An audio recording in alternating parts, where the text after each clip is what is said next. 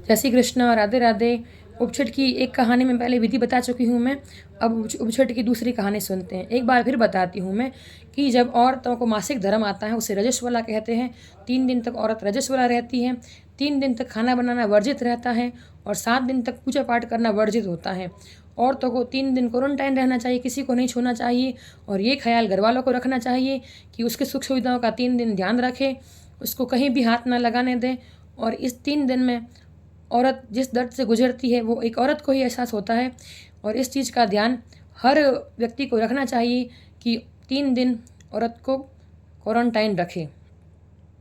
और महिलाओं खुद को भी अपना ध्यान रखना चाहिए। साइंस के हिसाब से 3 दिन औरतों को रेस्ट करना ही चाहिए जिस टाइम वो रजस्वला रहती हैं।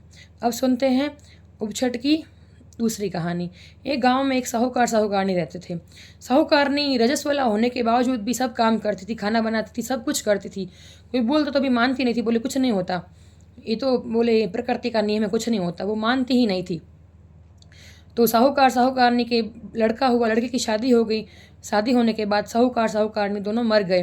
दोनों मरे तो क्योंकि रजस्वला होकर खाना बनाती थी और वो उसका साहूकार भी खाता था, इसलिए साहूकार बैल बना और साहूकारनी कुतिया बनी। और भाग्य स्वरूप वो दोनों बेटे के घर में ही हुए। बैल को दिन भर बेटा खेत में जोतता और कुतिया घर की रखवाली घर के बाहर बैठी रहती करती। एक दिन उनका श्राद्ध आया, साहूकार का श्राद्ध आया तो उसके बेटे बहू ने खीर बना के जिसे रखी तो ऊपर से एक चील निकली थी। चील के मुंह में मरा हुआ सांप था, वो खीर के अंदर गिर गया।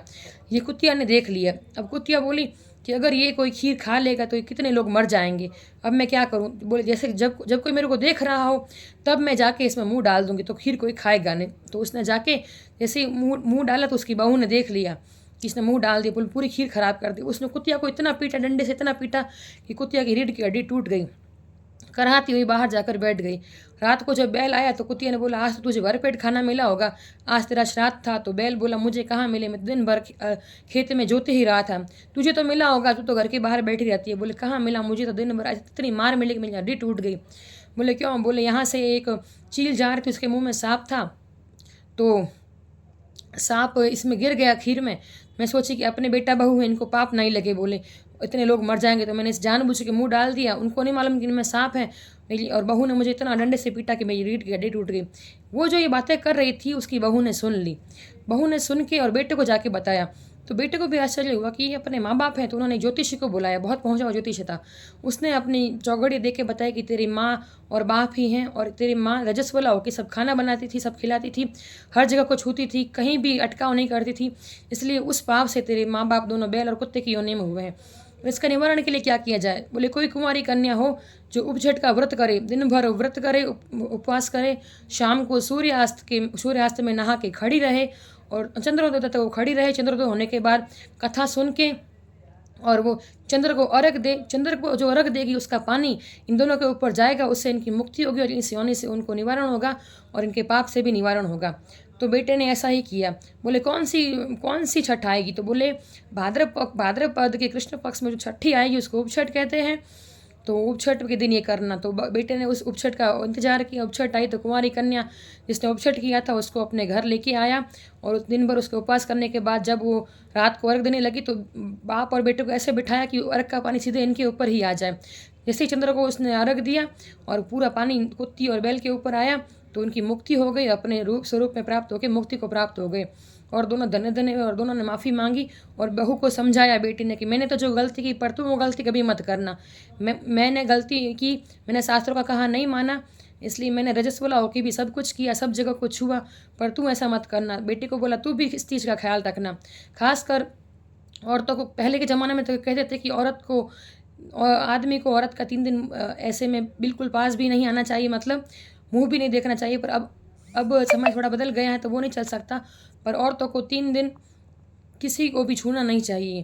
कहते हैं जब इंद्रदेव को ब्रह्म हत्या लगी थी तब उन्होंने अपनी ब्रह्म हत्या सब जगह बांट दी थी, सबको अलग अलग, पानी में, मेहंदी में, औरतों में। तो और इसकी कथा अलग से सुनाऊंगी मैं आपको, पर ये रजस्वला के रूप में उन्होंने ये औरतों को ये अपनी ब्रह्म हत्या बांटी थी और उनको एक वरदान भी दिया था। जब औरतों ने बोला कि हम क्यों लगे ब्रह्म हत्या, हमें क्या मिलेगा, तो बोले इसके साथ आपको वरदान भी मिलेगा। तो औरतों को ये जब मासिक धर्म दिया ब्रह्म हत्या के रूप में, 3 दिन का मासिक धर्म रहता है। वैसे ये 7 दिन तक पूजा पाठ तो 7 दिन के बाद करनी चाहिए, पर खाना आपको 3 दिन के बाद नहा के चौथे दिन बनाना चाहिए।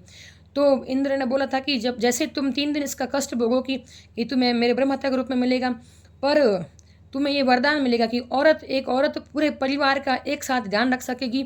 और अगर एक औरत चाहेगी तो घर को स्वर्ग बना सकती है, औरत चाहे तो घर को नरक बना सकती है। इसलिए ये क्षमता औरत में ही रहेगी कि वो घर को, मकान को घर बना के रखेगी। औरत के बिना कोई घर नहीं रहेगा। और सही में एक औरत की ही क्षमता है और ताकि वो मकान को घर बनाती है। अकेला आदमी मकान को घर नहीं बना सकता, हर औरत से ही घर बनता है। ये इंद्र का औरत को वरदान दिया हुआ है। इसलिए महिलाओं की इज्जत करें, महिलाओं का सम्मान करें। और ये महिलाएं हैं जो आपके मकान को घर बनाती हैं, आपके घर को स्वर्ग बनाती हैं। उनको अच्छे से रखोगे तो वो लक्ष्मी बन के आपका खूब आदर करेगी, आपको सुख संपन्न रखेगी और आपके घर में लक्ष्मी की बरसात होगी। हाँ, अगर आप शेर बन के रहोगे तो वो दुर्गा बन के सवारी करेगी और सब तहस नहस कर देगी। इसलिए औरतों का सम्मान करें, उनकी रक्षा करें, उनकी इज्जत करें, उनको आदर दें, तो औरत आपको सुख समृद्धि से भर देगी। जहाँ कहते हैं ना, तत्र नारी पूजन ते तत्र बसते देवता, जहाँ नारियों का पूजन होता है वहाँ हर देवता निवास करते हैं। जैसे जय श्री कृष्ण। और ये सब ध्यान रखें, उपछट की कहानी सुने। कहते हैं इतनी पूरा व्रत करने के बाद उपछट की कहानी सुननी चाहिए, तब उपछट का फल मिलता है। इसलिए उपछट माता की जय।